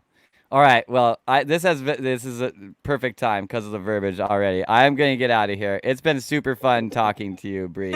I'll let Aaron actually talk to you now. Oh, okay. Well, goodbye. This has been awesome. I really love you both. Thank you both for just Yeah, you too. existing, and everybody I, that's here watching in the chat. Thank you guys too. I really appreciate all of you. I love you. Yeah. We'll talk Love to you, you guys Zach. later. All right, Bye, man. bye. All right, Bree, I'm gonna go through some of the comments I think here. Do you want to go through them with me, or do you want to? What time is it for you? Are you heading out? Let's do it. I've got another like 20 minutes. I'm good. Yeah. Cool. All right, let me switch up there's the frames. Oh, wait, but if we're gonna, yeah, okay, comments. Yes, we haven't checked any of them. Okay, hold on. Willow, you're an admin here. You're gonna have to help us out. Like, kind of where do I start? Let me just start with what jumps out, because otherwise we gotta scroll up a lot. Says Kevin made the comment, "Whoa, shitty things to promise on a first date." Shitty In things to reference promise. on a first date. What I was think the in problem? reference to that. I'm trying to remember. Shit, Kevin, which part of the joke was that? Yeah. Yeah. All right. I swear not Jack the Ripper. Let's see. Did the cops ring the doorbell? And this one, it must have been in the middle of the story, earlier on the story. Oh, the cops, they knocked on the door. Yeah. Sure. Okay. And then those are by Zach ones. Okay. Maybe I will just scroll up. Jeez. All right. All right. Fine, guys. Let's start higher up after the highs and hellos. All right. We're trying to ad lib the comment section tonight. All right. Nothing more for your extra letters. She'll explain to family. Okay, some more highs and lows. So that's fine. We love you guys. I mean, hi and hello. Cute. I said that earlier, but again. Let's see. This Capricorn has many feelings, but that might be my moon in Sagittarius. Oh, for sure. The Sagittarius, for sure. What's okay? Bree, the semi-astrologer for tonight, Yeah. more so than me. What does that mean to you? Okay, well, a Capricorn is very much like structured, right? And they're grounded, they're focused, they're all about their business and their work. They don't really care about like what's going on in the outside world so much. They're unbothered. And a Sagittarius is they're so much in their truth. They're triggered by things that oppose their truth. And so they're very much in their feels, like when things aren't going the way that they're all about, yeah, they're patriots for truth and freedom and choosing the right, and they are very much affected by their environment and other people. So they're pretty much as opposite as you can get, Sagittarius and Capricorn. Huh. Interesting. Yeah. And the moons is emotions and mother and comfort, or those things, right? I don't please see critique. those. I don't see those in either of those signs, really. Like the motherly and comfort. Even though my mom is a Sagittarius, but she's very like hardcore. Like just both of them are very hardcore. But I'd say for Sagittarius. I was just saying the moon in general. What the moon connects with. Yeah, the moon connects with your it? inner emotions that most Emotions. of the world doesn't see. Okay, cool. Yeah. Okay, hold on. How would you then? So my moon is in Taurus, right? So I thought I won't say anything about it because I don't know a whole lot. I've heard certain things. I'm like, oh yeah, that makes sense. But I'm really curious. What does that mean to you? And you know a little bit about me. How would you see that expressed? Right. Okay. So Taurus is all about comfort. So you put your comforts first, inward, and very much. Is why I like ice cream so much. Touch ice cream. They're foodies. Well, they're foodies. I don't know if ice cream is one of those things about Taurus, but feel good inside or whatever you said. Yeah. So comfort, food, luxury, homebody, like body work, like being connected with the earth. Just very much earthy and grounded, down to earth people. Yeah. But that's like your internal vibes that maybe people wouldn't peg you as that, because your sun sign is more of your reputation and the moon is more closer to you. Like your cards are closer to your vest. Interesting. Unless you wear your heart on your sleeve, Bree, or you rotate. Yeah. But it's all out there. Yeah. What's your You rising? know? Leo rising. Okay. Well, Leo's wear their heart on their sleeve. So, and Oh, all a right. rising is how the world perceives you. So people see your reflection on your rising. Yeah, no doubt. Yeah, Tauruses my are more whole life. private. Tauruses are more private, so that's very much like a yin and a yang with your rising and your sun. Yeah, no kidding. Because like, here's the thing. Oh, shoot, I'm trying to dissect several things now. Um, there was someone. Okay, so I'll start with this. This feels like this is anchoring in. We'll focus on the now. Do that. When I was in the church, and you can relate to this probably, that they were, do you ever into like spiritual people that prophesied over you or that did something like even to this day was really beneficial? They're tuning into like real energy, real legit shit, your own subconscious, your higher self, however you want to see it, real angelic shit. Like it was legit, right? Just because it came through the church or through Jesus or who they said some saint said it or whatever, maybe they did. Yeah. But there's actual real connection with spirit there, right? Um, okay, so remember it's like 18, and I think it was on my 18th birthday also that I got baptized again, which is interesting. But it was around the time where he had told me that he had a word from the Lord, and to me this is like almost maybe in a pure way, my own spirit filtered it. Like I understood that in that paradigm, it made sense to me. But the way it made sense to me inside, the way it like locked into my DNA, if you will, wasn't just stuck to that framework. So, like, the words that he spoke were things my being needed to hear for the rest of my life or up in certain points in my life, regardless of like where I heard them from. They're like codes. Yeah. Like once they're activated, they're activated in a certain way. And it's different for everybody, you know? Anyway, so like he said sorry, hold on. Cough real quick. I'm remembering to push mute because it's just the worst. um And so he was remember telling me that I had to really pay attention to the way I live my life. That it was going to really matter, like the way I live my life, because it was going to be like before men or before people. Not even talking like on a stage or whatever. He was just saying like whatever my life would be. This is kind of before any, this is what, Jesus, what is it, 16 years ago, something like that. But this is before YouTubes or any of that shit's even conceivable, right? It's not like he just meant like the way I would live on be on display and whatever. And it's I just remember how much that meant to me then because it resonated with. I mean, it's part of the reasons I've always been so transparent with my life, and I mentioned you are too, and just obviously having what you do, pretty transparent. Um, like when you don't have anything to hide, nothing can be used against you. Right. Right. So it's like if shit happens in life, it happens, man. It's like you're going through it, you're going through it. If shit happens, you have to acknowledge it, acknowledge it. Whatever. Like that's life.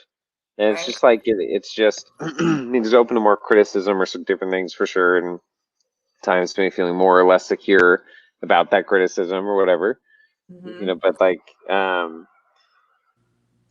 anyway, so what was the other thread? Oh, and then the other one, sorry, excuse me, about the wanting to stay at home or the homebody thing and being satiated that way internally, because in my relationship.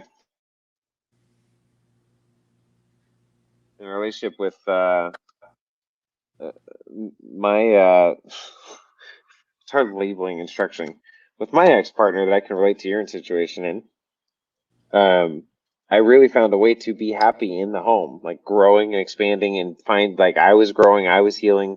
I found the levels I could give to them without, crossing my own boundaries and doing things and fluidly being able to whatever. I found tremendous beauty inside of myself in that very confined construct. Very much not looking forward to knowing kind of my astrology and shit and like a lot of other things. I'd be doing things like this, a podcast or whatever, so I knew it was going to happen. But I was so happy, Bree. I didn't care if I ever met anybody. Like I said, I've been through the whole thing with her. Like I was so, I want to say something this up last time. Being fidelity, right? Yeah. Being faithful. I was gonna say Yeah. I was so vital. I don't think that's a word. You get it, right? Yeah. Um, so that I was just committed to her. I didn't have any other relationships, emotional affairs, sexual affairs. I wasn't looking at pornography, any of that stuff. And that so I was holistically though consumed in loving myself and the person I was with. That was her. I was there for beautiful reasons. You want to call it twin flame? We have a fucking story. You Yeah. know, if we want to call it that, I've just never seen it that way. It was totally in the Christian construct and different and young, and there's a lot of for sure mirroring, but it's like, see, I got to a point where my mirror was like I don't know, past its efficiency, where I perfectly saw what was her and what was me.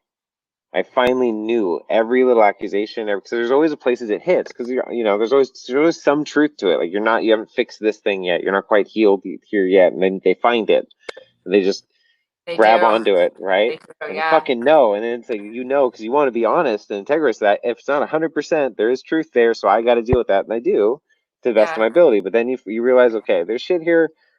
That's okay. I got shit here. Leave me alone, right? Not letting him like pluck those strings, like so being able to engage that way. So living in a way where like I don't know, there's a balance in that dynamic, and there's still ways that you get to interact and love them, and they help you love. And I don't know. My point is, it's interesting how satiated in that dynamic I am, but I've also been very satiated interacting and engaging with others, and just being able to be and enjoy other people, Mm-hmm. and interact and share and do all these things.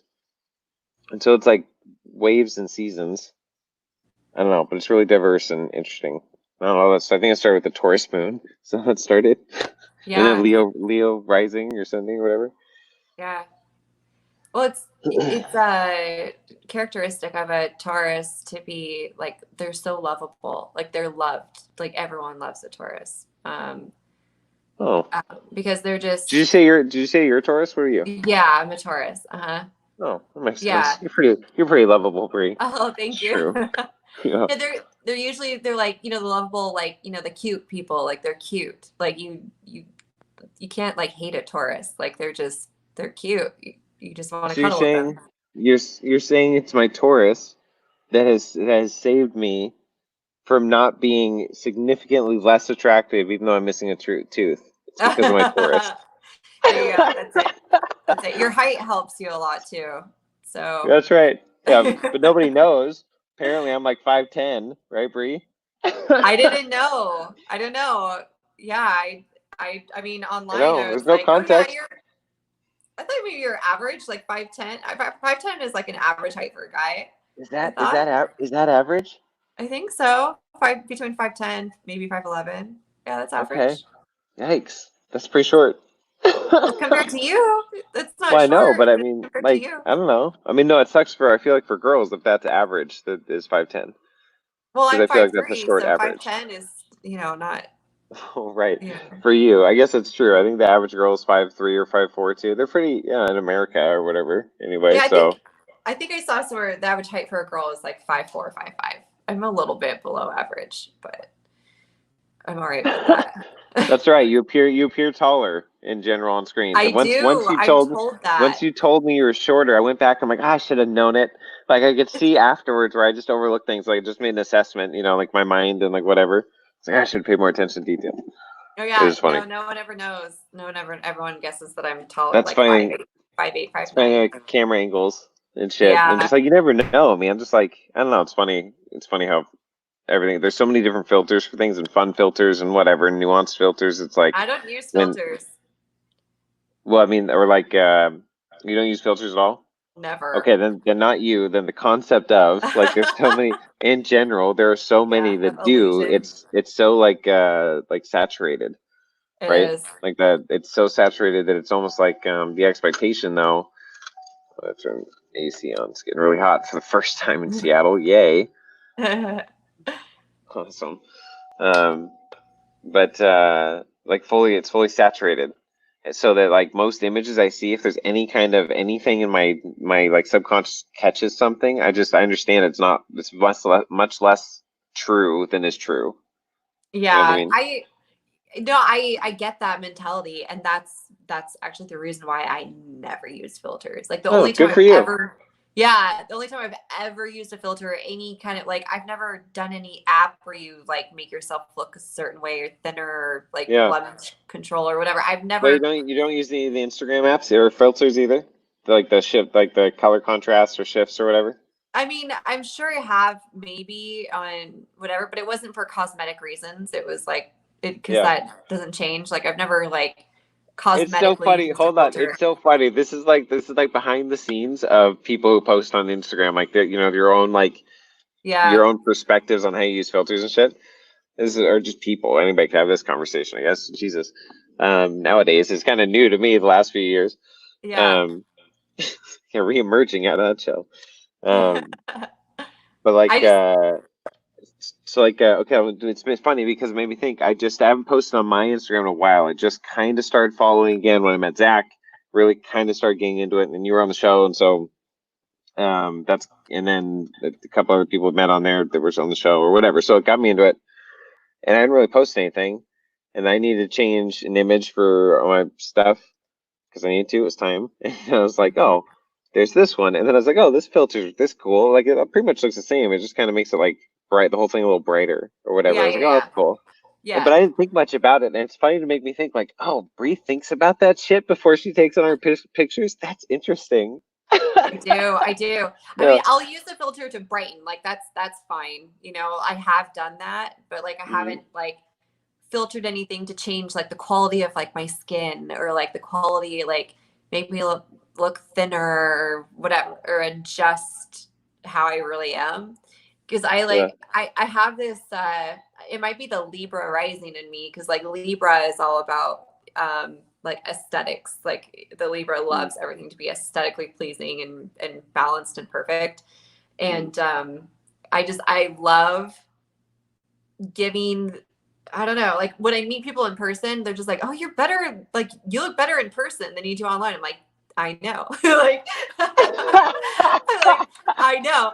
And I bank on that every time. So it's like, why would I invest like ladies if you're watching this or men, I don't care what gender you are. But like I think especially, you know, for people who try to make themselves look a certain way on social media, like use some kind of filter editing app like Facetune or whatever. I see men face tuning their faces, and I'm just like, you don't look like that. I've met you in person. I'd Yeah. rather be pleasantly surprising someone than for someone to be like, you look different. You know, I Yeah. don't need that kind of response. Yeah. That's so funny because it's like that really is a part of like what goes into the thoughts of posting anything. I mean, like I just haven't delved into it with Instagram. Because my Facebook's so been saturated with shit from like Jesus, whatever, 2000, whatever, 10, 8, 9, I don't know, Yeah. fucking forever ago. So, but there's a big like 6 year gap in there where I was having my thing. Hmm. That is God, but like you know, so there's context is what I'm saying.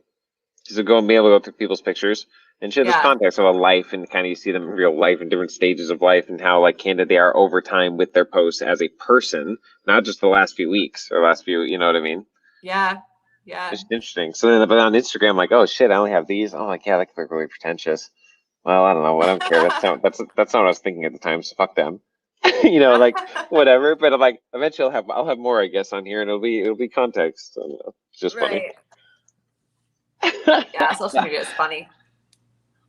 Wait, It's sorry. really What's your current relationship with social media, or what do you currently want to say about your social media relationship my as a social media paradigm and just relationship. being engaged in it? And like once you're in, right? I mean, you're like, yeah, unless you quit posting at some point and disappear, Right. like, yeah. Well, So you what's the know, ocean like? yeah. Well, I mean, ever since I got back from Shasta, I've been more focused on like getting like just on real life. Like friends have been visiting. I've been like just doing a lot of self healing. I've been working on my courses that I'm going to be like, that's going to be out to help people. Cause I had great responses with people reading my ebook, like the intro, for my ebook. And Yeah. I've had enough. I've been using social media to connect, you know, because I've had enough people be like, your experience and your words are assisting me. What more can you share with me? And so I'm using it as a community builder. And Cool. yeah, and for it to eventually be my livelihood because I feel that education should always be free. but if you're giving a service, that's what you can rightfully charge. So I want to build a community with social media. You can't build a community on Instagram though. Like that's the real like downer side of it. I got to go to like MeWe, right? Yeah, how's that going? And I'm not even doing anything on it right now. Me either. Not since you got me signed up and whatever. And I just like the other day somebody added me from their friends list or something on Facebook from an old post where I posted about MeWe on Facebook. Yeah. And then I'm like, oh yeah, shit, MeWe. That was like 3 weeks before though, whatever. It's like, oh shit, tuned in. Has it been 3 weeks since I was in Shasta? Dude, maybe I Something have. like that. Yeah, Oh. because that's when we downloaded it. But yeah, no, I think but then I was thinking like, oh, I'm gonna have to recruit people into doing MeWe instead of Facebook if I do a community. So it's like that's like that's a Goliath that I'm gonna have to tackle. No. You know? Is that gonna be a mask issue for you? Is it gonna be a mask issue? Yeah. What do you mean? Like for you, like it's like it matters. Like you cannot do Facebook. Like if you morally post. Right. Yeah, right. Yeah, for people who are wondering, I refuse to wear a mask. I've never worn one. So That's right. This is Bree fucking Divine. Bree fucking Divine. Listen up. Yeah. Bree Divine is not masked. Exactly. I will never be muzzled. Okay. Would you mask yourself in a contextual situation of your choosing? Yes. For the sake of another, or for your own reasons, though. I'm fully aware of everything you know, but like, grandma wants you to give her a hug, but she wants to wear a mask. No, then I won't hug her. Really? Yeah. Are you kidding me? I'm serious. All right. Okay. The reason why I can say that Please elaborate. The reason why I can say that so fast is because both of my grandparents are completely inactive in my life and always have been. So if they ask for a hug, I'll be like, "You want a hug now?" Like, really, you want a hug now? Oh, Bree, what I really appreciate, that was a genuine Bree reaction, not like understanding what I was saying as a general thing. You're like, no. No, not my grandma's. Dude, that's so funny. Okay, maybe different. Why don't you give one? It sounded like you knew what I was talking about before I gave an example. What's the situation? That was my part, just keeping it talking. But where is it that you feel you would choose to wear a mask? And what situation for you? Okay. So for me, I have some stipulations. Some of my own stipulations I would need to. I'm totally pulling a Zach right now. I would totally need to like consider, how strong-willed I am on that. But the stipulation I'm talking about is knowing the business owner, because there's one that I have in mind who her business is called With Love, and she makes all natural products. I've been supporting her ever since she opened up her store in the local mall. And although the mall itself is corrupt because they're making everyone wear a mask, the owner of this shop is not corrupt. And I support her, and I want to continue supporting her. And it's not her fault that her customers have to wear a mask because she doesn't own the building she's renting in this mall. So since I respect her and I don't want her to get in trouble, I'm not going to be one of those people that's like, I don't wear a mask and I'm going to cause a scene and I'm going to say that, you have sold your soul because you won't, whatever, let me in without a mask. I won't do that. So if I choose to support her and buy products from her, and my only way to do that is to go into the store, then I would wear a mask. So it comes down to that, like knowing the integrity of like the owner, like who owns this building, who am I choosing to support? And the reason why I'm wearing a mask is not because I feel like I'm being muzzled, but it's because out of respect for the business owner who I want to support. Yeah. Let me tell you my reasons, and you can judge me for it, all right? Sure. So I go into commercial boilers, do commercial boilers, different buildings all over the city every day. Some now, because of regulations, require me to wear a mask. I just need to go in there and check this boiler so I can get my paycheck, so I can do other things I want to do with my life. I'm transitioning as soon as possible. This universe coheres shit. Mhm. I'm on it, right? So that's Make it fine to me. quick. Also, want to go to the grocery store? I need to get shit. I pull the mask on. Not a big deal to me. I'm getting my groceries. I'm going home. Like I'm not. This isn't preach mode for me. Like I'm not scared of shit. This is just my time. Is I'm in a different timeline. I'm already ready for the one that's here. I've done this shit. I've Well, done this shit. you gotta start acting like it then. You can't No, conform. that's at some point. At some point, maybe that'll be like a It's real now. hard moral line. It's No, I now. don't. I don't think so in this way for me. Not. It's not now. That's for sure. Not in my dynamic. Because everybody, I mean, everybody's in a different facet of life. I do not feel incoherent in that state. I feel totally coherent. Like Hmm. really, Well, where that's I am good. and who I am as a person, and everything that I'm expressing and standing for. I don't feel it's contradictory of this, even though you may think so, or other people may think so. Okay, time will tell, I guess. I see it a lot. I see everything going on in so many facets, and I'm Hmm. choosing to be and do exactly where I need to be and do right now. Like it's cool. It's good. It's beautiful. Everybody's in their own path, and that's where like I don't judge anybody, man. The people want to like people, especially who just do these awful, like terrible, like meme bash wars. Like it just becomes another race war between no maskers and maskers, and just these really vicious, beyond like poignant or truth telling, like vicious. You know, like anything good. But Yeah. like it's like Jesus, man. So Yeah. I'm in the river, man. I'm here. I'm doing my work. I'm doing exactly what I'm supposed to be doing. I'm where I'm supposed to be at. Like I know what I'm doing. But it's like Yeah. these other things, these are minor to me. They're not big moral issues to me. At It's this point, okay. even though I understand the truth of all those things about them and how it's progressing, I think it's going to fall apart in different ways. It'll be interesting to see how it progresses. Well, here's a line for me that I know for sure. I'm damn sure I'm not getting any vaccine. Like that's not happening. So like if it progresses to those states, I'm out. Like if What that's if my it job says, for a vaccine, that's what if they fine. have signs that say no proof of vaccine, no entry? Then what? Well, unless I have really good fake proof of vaccine. No. Is that what you're Okay, saying? Is so this what you're literally asking me? If I use yeah, a fake vaccine ID, is that the specific question? I'm not asking about fake vaccines. I'm asking if they say proof of vaccine or no entry, what's going to Yeah. happen then? Well, if I didn't have a vaccine, I would assume it said no entry, unless I Yeah, jokingly then but you wouldn't be seriously able did. to enter. Correct? So what I'm saying, this is my, I'm not trying to manipulate your story, but like the Sure. reason why I do what I do is because Yeah. when I was in a narcissistic relationship and I knew that it was going south, I knew that there was like the window was closing. I was like, okay, there's a window now where it's like I can't get out yet because I don't have the resources, or I need to be in this home because XYZ, right? I had my reasons why I couldn't leave yet. However, I saw the writing on the wall and what was coming. And so I had to be methodical and still live in out of alignment for myself because I didn't comply with living with a narcissist. I didn't comply personally to be in this relationship, in this house with my abuser.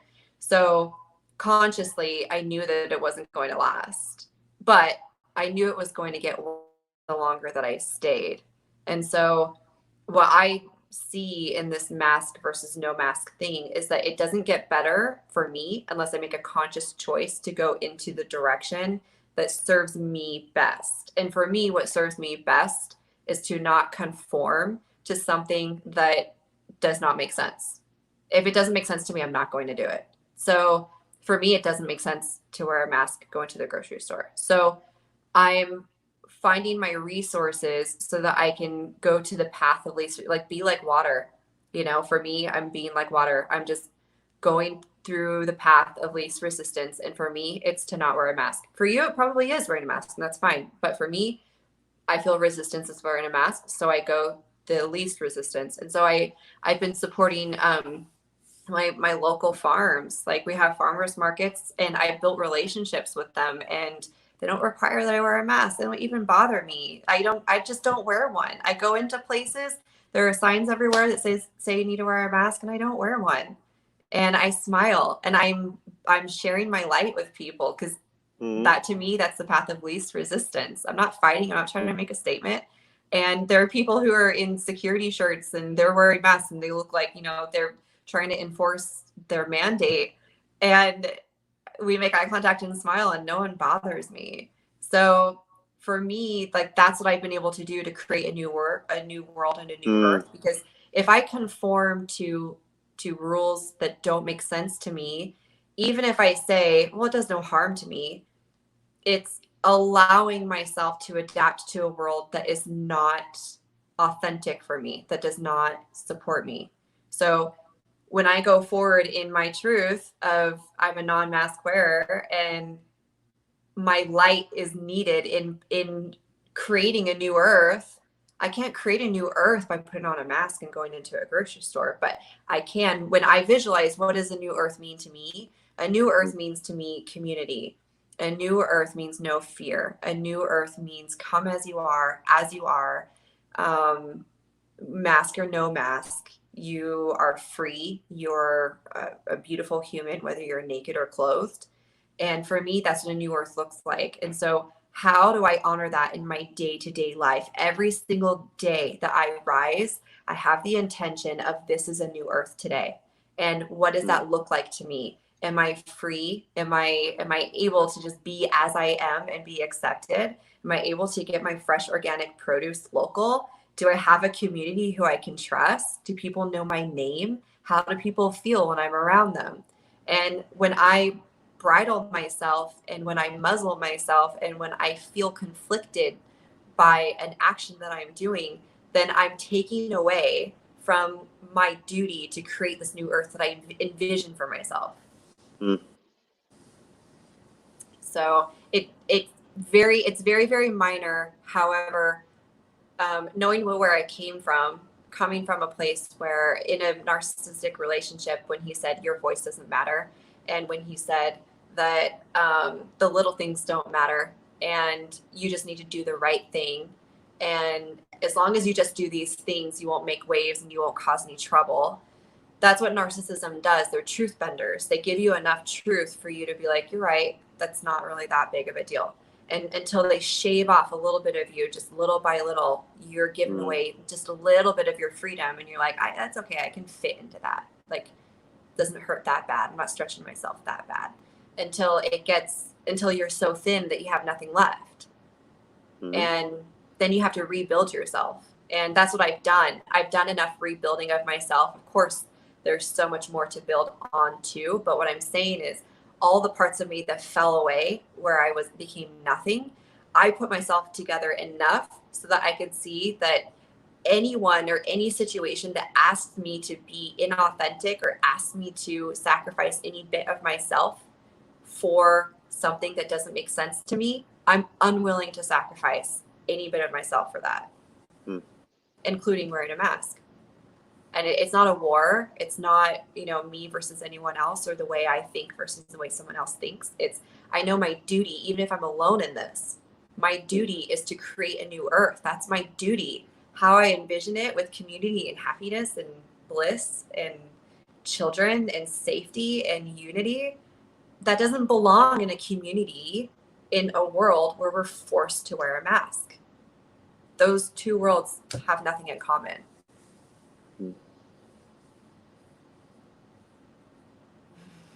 It's really beautiful, Bree. I really appreciate your authenticity and who you are as a person. It's really cool. Thank you. Thank you. Yeah, I think there's a lot of people that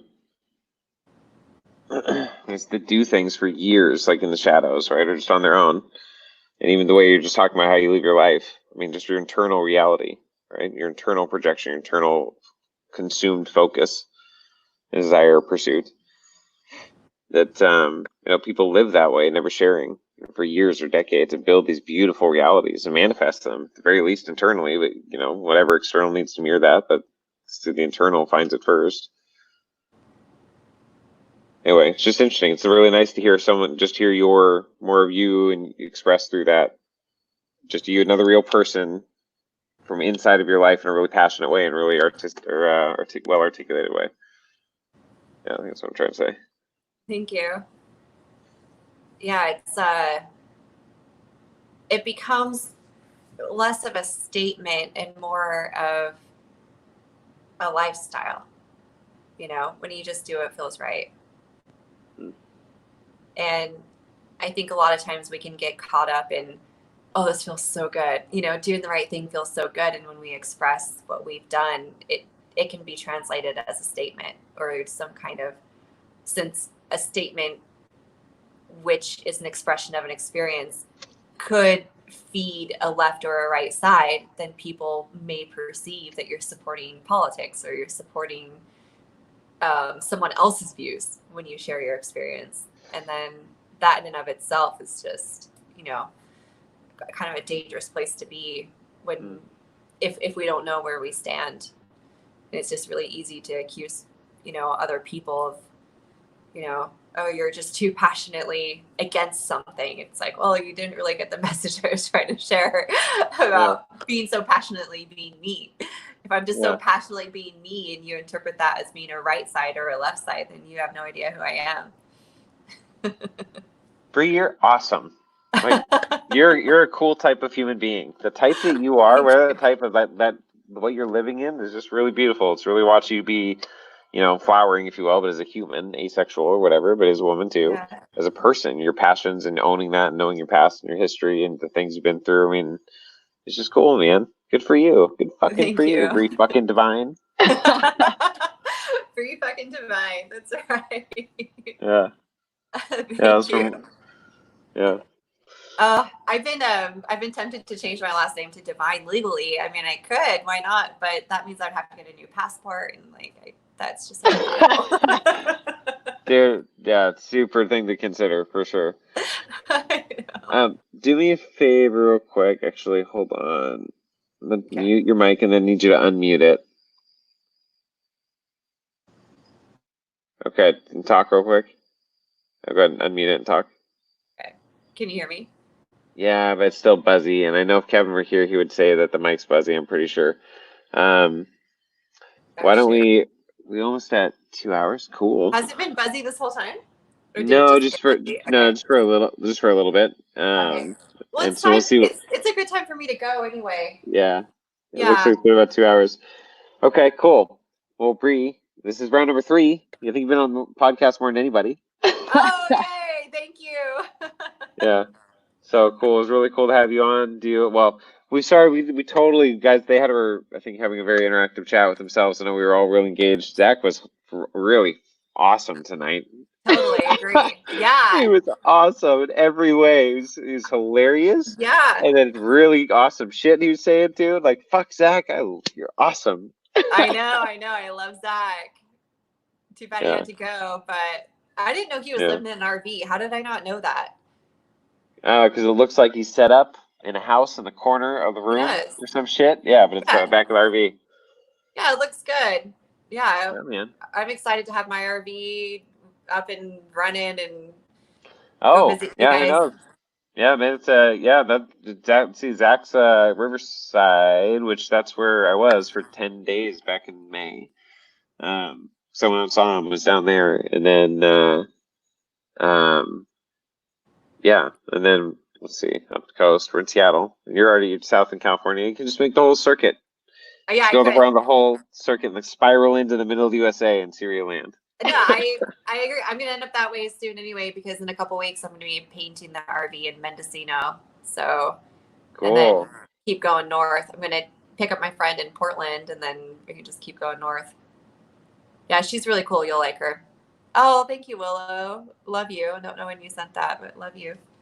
Let's see. Support Jasmine. Okay, that's a whole different thing. Lots of loves. Hugs to all. Cute. All right. Love you guys. Sounds good. Thanks for coming on again, awesome. Bree. Everyone have a good night. We'll see you next time. Thank you. Love ya. See you, Bree.